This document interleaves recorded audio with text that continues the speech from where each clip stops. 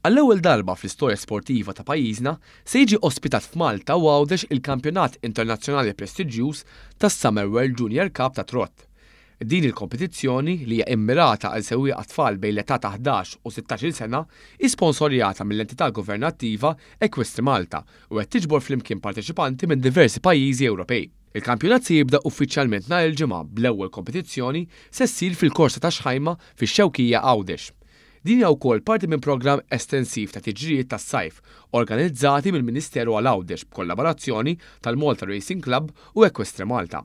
Il-parteċipazzjoni Maltija se sseħħ permezz tal-Akkademija ta' Trott tal-Malta Racing Club li hi mmexxija u finanzjata minn Equestri Malta. It-tfal Maltin ġew maqsuma fi gruppi biex jirrappreżentaw lil Malta f'erba' pajjiżi differenti fejn f'pajjiżna se jkun hemm iż-żewġ żgħażagħ Gianluca De Bono u Javier Borg. Fl-Iżvezja, Malta se tkun irrappreżentata minn Mahon Bilocca u Tiffany Zammit, filwaqt li fil-Belġju se jkun hemm Gianluca Gauci u Giuseppe Zammit. Finalment fi Franza, Malta se jkollha lil Sven Caruana u Jesnia Bela.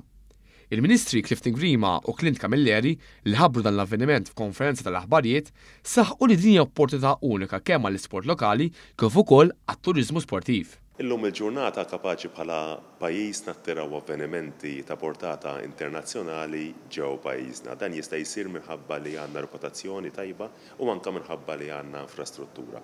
Dan kollu jsir b'ħidma koordinata bejn diversi stakeholders fejn għandek anke l-Equestri Malta li ħadmet qatih sabiex anke jkollna akkademja dedikata għal dan l-isport. Għawdex huwa popolarissimu fejn jitlu propju it-tiġrijiet ta' żwiemel u popolarissimu wkoll fetajiet żgħar għal daqstant din l-inizjattiva żgħar tagħti plattform anke għat-talent lokali, għat-talent żgħir żagħżugħ u anke ta' tfal. Il-kap eżekuttiv ta' Equestri Malta, Meg Zammit, esprima s-sodisfazzjon tiegħu għal kollaborazzjoni mal-Ministeru għal Għawdex filwaqt li tenna l-importanza tal-awtorità biex kompli tipprovdi opportunitajiet ġodda għal sportivi żgħażagħ Maltin. Dan l-avveniment mistenni attira mhux biss partiċipazzjoni barranija, iżda wkoll turiżmu sportiv u interess lokali li għajn fl-iżvilupp kontinju tat-tiġrijiet tat-trott f'pajjiżna.